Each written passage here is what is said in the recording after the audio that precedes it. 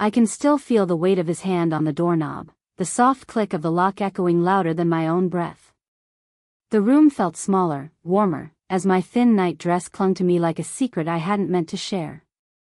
Al's eyes didn't move from mine, not once, and in that moment I couldn't tell if I wanted to step back, or close the space between us entirely. Disclaimer: this content is intended for mature audiences only. Viewer discretion is advised. The night had started quietly, almost innocently. I wasn't supposed to be awake when Al came home, not this late, not draped in nothing but the pale silk of my night dress. The rain outside had kept me restless, its rhythm against the window pulling me into the dim-lit kitchen for a glass of water. That's when I heard his key in the door, the creak of boots, the soft weight of him filling the quiet. We'd been distant for weeks, arguments, half-hearted apologies, too many nights sleeping back-to-back, but when he stepped into the hallway and saw me standing there, his gaze shifted. It wasn't cold anymore. It was something else. Al wasn't the kind of man who needed words when a look could do everything. I could feel him taking in every detail, from the way my hair fell loose down my shoulders to how my bare feet curled against the wooden floor. There was tension between us, thick and unspoken, the kind that burns hotter than anger ever could.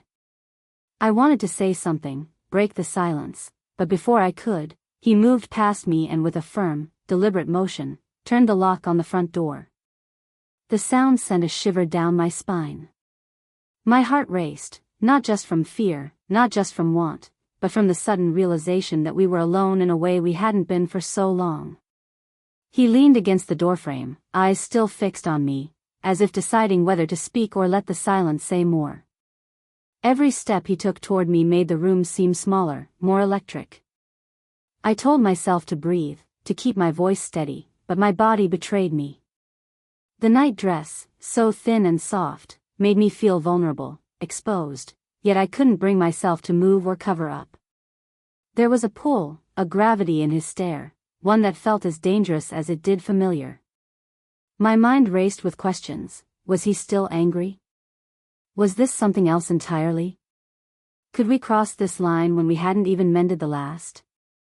And just as he closed the distance, close enough for me to feel the heat radiating off his skin, he whispered something, so quiet I almost didn't catch it.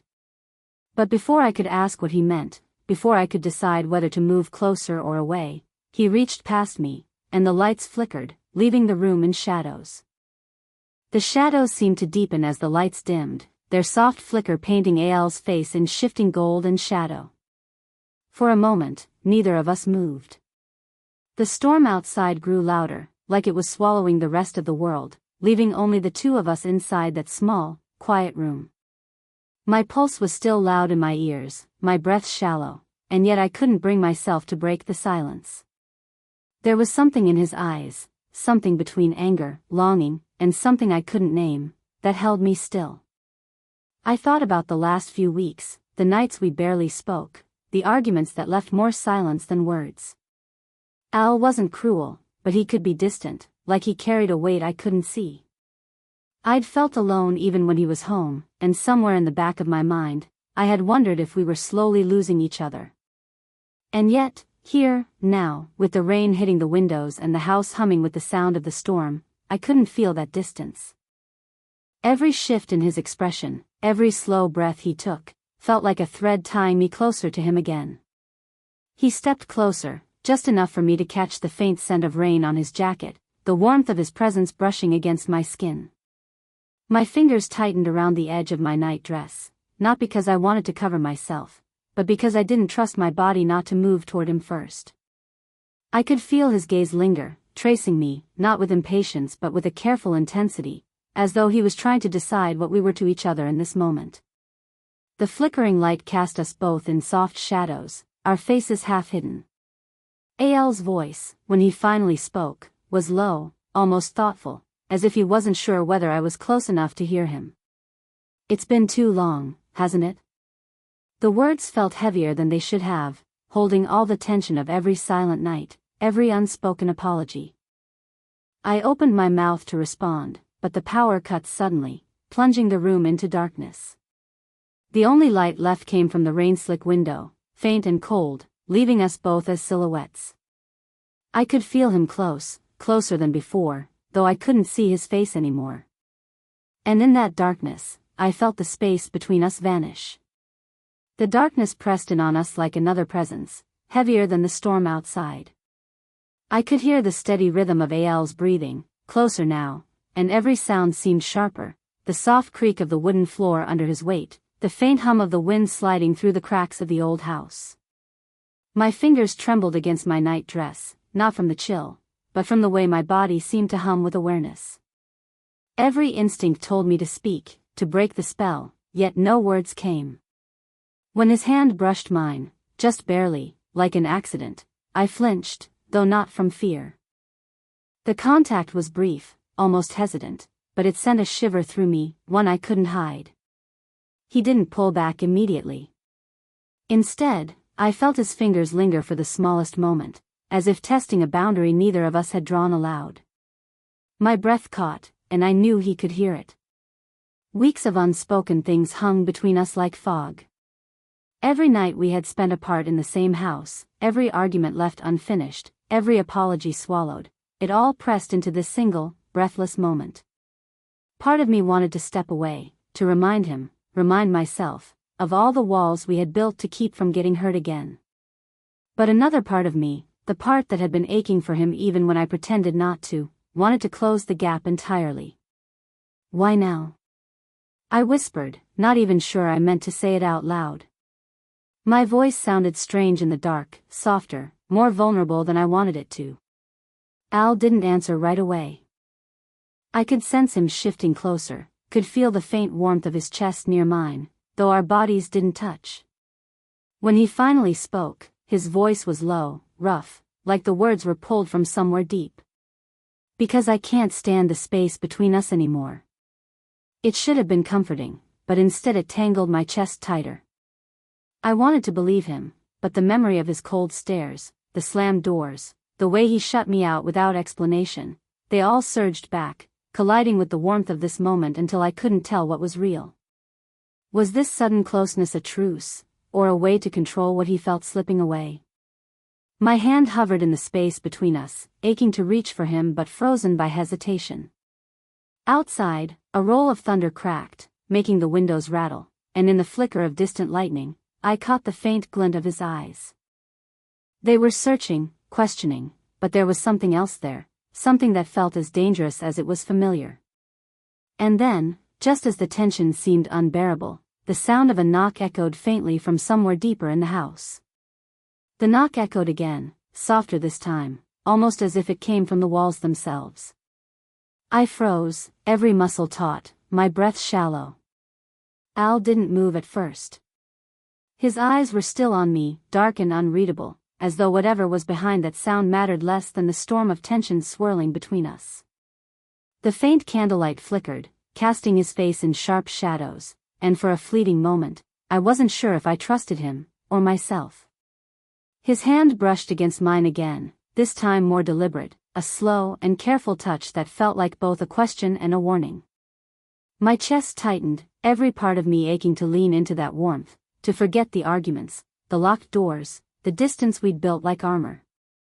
But something about the knock, something about the way he hadn't flinched at it, kept me still. The air felt heavy, as if the whole house was waiting for me to make a choice. "Stay here," Al murmured, his voice low, almost coaxing. It wasn't quite a command, but it held a weight that made it hard to breathe. He stepped back, the warmth between us breaking, and every instinct screamed for me to stop him. My fingers twitched at my side, torn between reaching for him and holding myself back. The storm outside roared louder, wind slamming against the windows, but the knock didn't come again. Instead, the silence stretched, broken only by the faint sound of Al's footsteps as he moved toward the dark hallway. I wanted to call out to him, to demand to know what he was hiding or who could possibly be here at this hour, but the words caught in my throat. My mind replayed the way he had locked the door earlier, the way his eyes had burned into mine, the way his voice had sounded almost desperate. Every nerve in my body felt pulled in two directions, toward him, toward whatever truth waited in the shadows, and away, toward safety, away from the growing storm that wasn't just outside but inside this house. My feet edged forward, silent against the wooden floor, as I followed him into the dark without realizing I'd moved at all. Something was about to happen. I could feel it like a heartbeat in my chest. The hallway stretched longer than it ever had before, each step echoing like it belonged to someone else. The candlelight barely reached beyond the threshold of the living room, leaving the far end swallowed in shadows. Al's pace slowed as we drew closer to the closed door at the end, the one we rarely used, the one that had always stayed locked from the inside.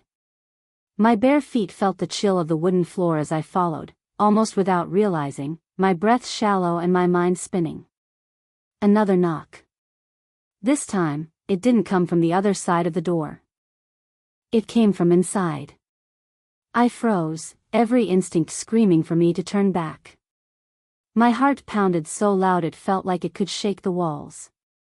Al didn't flinch. He stood in front of the door, his hand hovering over the knob, his shoulders tense but steady. I wanted to ask what was going on, why he didn't look surprised, but my voice felt trapped somewhere deep in my chest. He turned his head just slightly toward me, his face half in shadow. "You don't have to see this," he said softly, his voice carrying something I couldn't read, regret, maybe, or warning. "Go back to the living room. I'll handle it." But I couldn't move. My feet were rooted to the floor, my hand gripping the doorframe for balance as a rush of heat and cold swept through me. The way he had locked the front door earlier, the way he had watched me in the night dress like he was trying to memorize me, the way he hadn't seemed surprised by the knocking, it all came crashing together in my mind, forming a question I didn't want to ask out loud. What had he been keeping from me? The knocking stopped. Silence pooled in the hallway, thick and suffocating. Al's fingers brushed the door handle, and I realized my body was trembling, not from fear alone, but from the storm of emotions clawing inside me. The distance between us felt heavier than it had minutes ago in the living room, but at the same time, every thread of my body still pulled toward him, even as suspicion wrapped tighter around my chest. When he finally opened the door, it didn't creak. It swung inward in complete silence, revealing nothing but darkness beyond, an unnatural, hollow darkness, as though the space on the other side didn't belong to this house at all. Al stepped forward first, glancing back at me once, his jaw tight. And then a voice, a low, unfamiliar whisper, came from inside the blackness, saying my name. The whisper of my name hung in the air, soft yet chilling, as though the darkness itself had spoken. My breath caught, my fingers clutching the wall for balance as Al froze just inside the doorway. The storm outside seemed to pause, the rain muffled, as if the house itself were holding its breath with us. For a heartbeat, I thought Al might close the door, keep whatever was in there hidden, but instead, he stepped back and reached for my hand. His touch was steady, grounding, though his eyes held a weight I hadn't seen before. "There's something I should have told you," he murmured, his voice barely louder than the whisper itself. The flickering candlelight caught the edge of his expression, tension, yes, but also something softer, almost protective. "I didn't want you to be part of this. But I can't keep it from you anymore." He pulled me gently closer, guiding me just to the threshold. My heart hammered as my eyes adjusted to the void beyond, and then, slowly, shapes began to take form. Not a room, not exactly, more like a space that shouldn't exist, an old storage cellar I'd never seen before, lined with boxes and one large trunk in the center. The whisper came again, quieter now, fading into something like a sigh. And I realized it wasn't coming from a person at all. It was coming from the trunk. Al's hand tightened around mine as he knelt by it. His other hand brushed over the worn lid, his jaw tightening before he looked up at me. "It's your mother's," he said quietly. "She left something here before she disappeared. I've been trying to figure out why." My chest constricted. My mother's disappearance had been a wound we never spoke about, something that always lingered in the air between us. And now, here it was, a thread tying everything together, the tension, the secrecy, even the way Al had been watching me earlier, as if he'd been guarding more than just me. Before I could speak, before I could even ask what was inside, the trunk's lid creaked open on its own. A faint, warm light spilled out, washing over both of us like a breath of calm in the middle of the storm. And from that glow, another voice, gentler, achingly familiar, whispered, "You were never alone." The warm glow spilling from the trunk bathed us in a stillness that felt unreal. The whisper that had once chilled me now felt like a thread tying me to something I didn't know I'd been missing. Inside, instead of anything sinister, there were letters, dozens of them, bound in a faded ribbon, each one written in my mother's hand. My throat tightened as I reached for the first, the words blurring before I could even read them. They were for me, all of them. Letters she'd written but never sent, explaining why she'd left, how she had always been watching over me, how she hoped one day I'd understand. Al's hand steadied mine as my shoulders shook. He'd known. All this time, the distance, the secrets, the way he locked the door, it wasn't to push me away. It was to protect this, to protect me until he understood it himself. "I didn't know how to tell you," he said softly, his voice low enough that it felt like a secret meant only for me. "I thought if I found answers first, I could fix everything for you, for us." The tension between us, the silence of the past weeks, began to unravel. I leaned into him, letting his warmth steady the storm still running through me. The house, the darkness, even the storm outside seemed to fade as we sat beside the open trunk, the candlelight flickering in rhythm with the glow. The unspoken walls we'd built between us had been for nothing, all along. We were both just trying to hold on in different ways. He brushed a hand over my hair, tilting my face up to meet his eyes. "You don't have to carry it alone anymore," he murmured. The words, simple as they were, settled the last of my trembling. I let out a breath I hadn't realized I'd been holding and leaned against his chest, feeling the steady rise and fall of his breathing. The memory of the first moment, him locking the door, my night dress clinging to me, his eyes burning into mine, came rushing back. But now, it didn't feel like fear or confusion. It felt like a moment that had been leading us here, to this place where the truth lay open between us, and the distance we thought would break us had, instead, brought us closer than before. As the candle burned lower and the storm softened outside, I whispered the words I couldn't find that night. "We're okay now, right?" His arms tightened gently around me, his breath warm against my hair. "We are. And we won't lose each other again." Have you ever felt like this in your own life? Share your story in the comments, I'd love to read it.